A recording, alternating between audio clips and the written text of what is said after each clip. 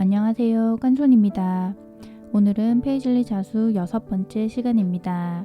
6번째 레이스 페이즐리 자수는 두 파트로 나눠 수놓아 보겠습니다. 블랭킷의 테두리 마감에 많이 사용되어 이름이 붙은 블랭킷 스티치, 두 개의 블랭킷 스티치를 서로 마주보고 겹쳐 수놓아 면을 채우는 더블 블랭킷 스티치, 자수 테두리 장식에 많이 사용되는 예쁜 레이스 무늬의 하프 블랭킷 링 스티치까지 함께 알아보겠습니다. 그럼 첫 번째 블랭킷 스티치부터 알아보겠습니다. 니은자 고리가 연결된 모양의 블랭킷 스티치는 담요나 머플러 등 겨울 패브릭 소품의 테두리에도 많이 사용되는 스티치입니다. 또 촘촘하게 수놓아 와이어 입체 자수의 테두리에도 자주 사용되는 기법이라 잘 익혀두면 여러모로 유용하게 쓰이는 스티치입니다. 시작점에서 나옵니다. 바늘을 도안선에 수직이 되게 꽂습니다. 이때 바늘은 바늘이 나오는 도안선에 수직이 되게 꽂습니다. 바늘을 빼면서 실을 가볍게 당겨 니은 모양을 만듭니다. 이때 실을 너무 세게 당기면 곡선이 부드럽게 표현되지 않고 각이 생기므로 실을 가볍게 당깁니다. 일정 거리를 띄우고 다시 도안에 수직이 되게 바늘을 꽂고 실을 가볍게 당기면서 앞의 과정을 반복합니다.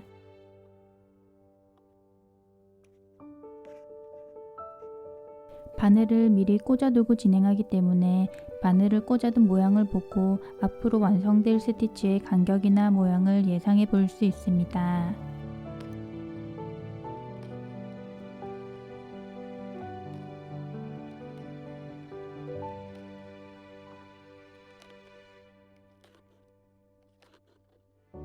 스티치의 간격이 일정할수록 예쁘게 완성됩니다.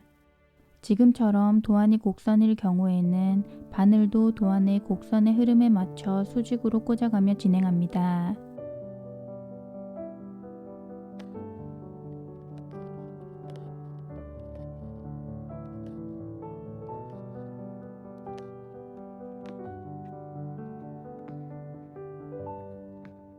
마지막은 고리 바깥쪽의 한 점으로 들어가 마무리합니다. 더블 블랭킷 스티치는 앞에서 배운 블랭킷 스티치 두 개를 서로 마주보고 겹쳐 수놓아 재미있는 형태로 면을 채울 수 있는 기법입니다. 블랭킷 스티치의 D끝 모양의 사이사이에 바늘을 꽂아가며 마주보고 블랭킷 스티치를 수놓습니다. D끝 모양의 사이에서 바늘을 도안선에 수직이 되게 꽂습니다. 바늘을 빼면서 실을 가볍게 당겨 니은 모양을 만듭니다. 다시 디귿 모양의 사이에서 바늘을 도안선에 수직이 되게 꽂고 실을 가볍게 당기면서 앞의 과정을 반복합니다. 겹쳐서 수놓을 때 마주보는 스티치가 디귿 모양의 가운데에 위치하면 조금 더 예쁘게 완성됩니다.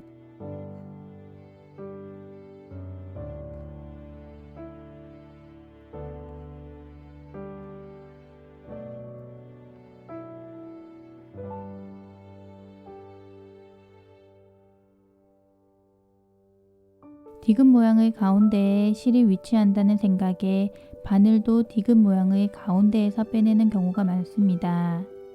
그러나 디귿의 가운데 선에 맞춰 바늘을 꽂아 진행할 경우 막상 스티치가 완성되면 실 두께로 인해 니은 모양의 스티치가 아래로 치우쳐 표현됩니다.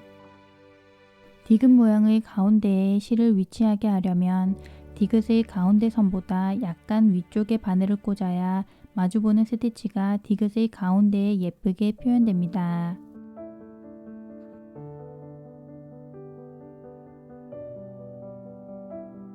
이렇게 술을 놓으면 술을 놓을 때 위쪽의 스티치와 너무 가깝지 않을까 라는 생각이 드는데 술을 놓고 보면 니은 모양의 스티치가 디귿 모양의 가운데에 위치하게 됩니다.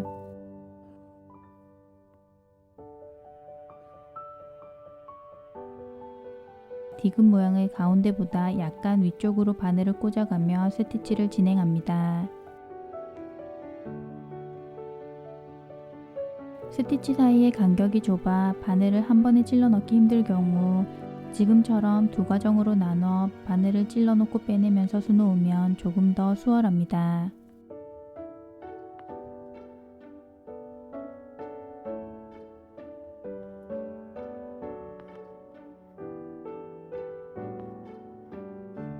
고리 바깥쪽이 아닌 도안선의 끝점으로 들어가 마무리합니다. 하프 블랭킷 링 스티치는 반원 모양을 일정한 등분으로 나눠 예쁜 레이스 무늬를 표현하는 기법입니다. 앞에서 배운 블랭킷 스티치를 반원 모양으로 수놓게 되는데 완성된 모양이 예뻐 자수의 테두리 장식에도 자주 사용됩니다. 먼저 반을 나누는 선을 그립니다. 그리고 반을 다시 3등분씩 나누는 선을 그립니다.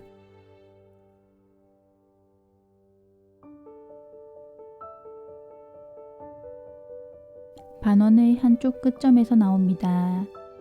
중앙으로 들어갑니다.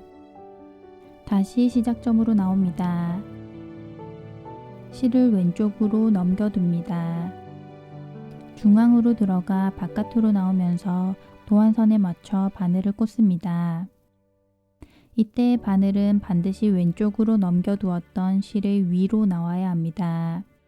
바늘을 빼면서 실을 가볍게 당겨 모양을 만듭니다. 다시 실을 왼쪽으로 넘겨둡니다. 다시 중앙으로 들어가 바깥으로 나오면서 도안선에 맞춰 바늘을 꽂습니다. 바늘을 빼면서 실을 가볍게 당겨 모양을 만듭니다. 앞의 과정을 반복합니다.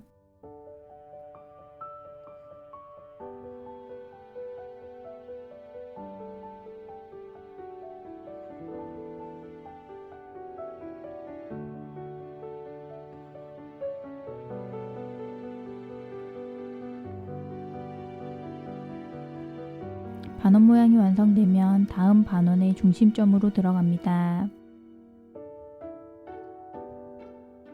마지막 반원고리의 안쪽으로 다시 나옵니다. 실을 왼쪽으로 넘겨둡니다. 앞의 과정을 반복합니다. 모양만 보면 기본 블랭킷 스티치보다 어려워 보이지만 일정한 간격을 생각하며 바늘을 꽂는 블랭킷 스티치에 비해 항상 중앙으로 들어가 바깥쪽으로 나오면서 진행하기 때문에 오히려 기본 블랭킷 스티치보다 쉬운 기법입니다. 반을 나누는 선만 그려놓고 수놓아 보겠습니다. 반을 3등분해서 3분의 1 되는 위치에 바늘을 꽂아 스티치를 진행합니다. 남은 부분을 다시 반으로 나누는 위치에 바늘을 꽂고 스티치를 진행합니다. 앞의 과정을 반복해 일정한 간격으로 반원을 나누면서 스티치를 진행합니다.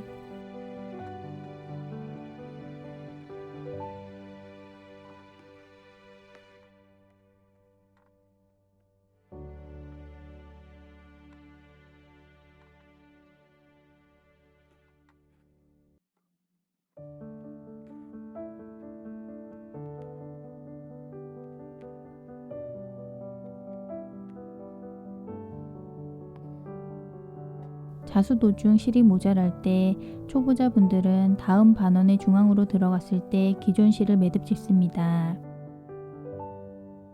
그리고 새로운 실을 마지막 반원의 안쪽으로 빼내 스티치를 시작하면 새로운 실로 쉽게 자수를 이어갈 수 있습니다. 바늘을 한 번에 찔러 넣기 힘들 경우 지금처럼 두 과정으로 나눠 바늘을 찔러 놓고 빼내면서 수놓습니다.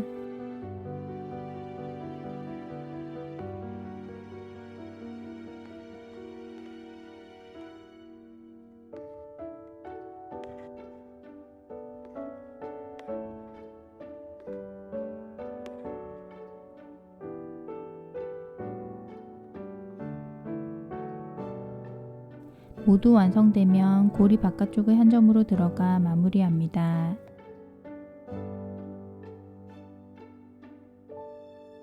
이렇게 규칙적으로 배열된 프렌치넛 스티치들은 일정한 크기로 고르게 수놓으면 더욱 예쁘게 표현됩니다. 스티치의 자세한 방법과 일정한 크기로 프렌치너 스티치를 예쁘게 수놓는 팁은 페이즐리 자수 1편의 프렌치너 스티치 부분을 참고하시면 좋습니다. 25번사 세 가닥으로 반원의 중심에 프렌치너 스티치를 수놓아 장식해 보겠습니다.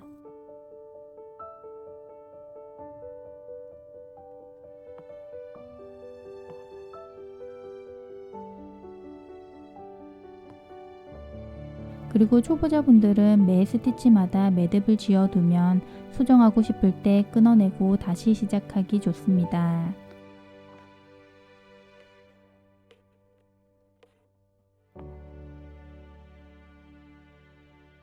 완성되었습니다.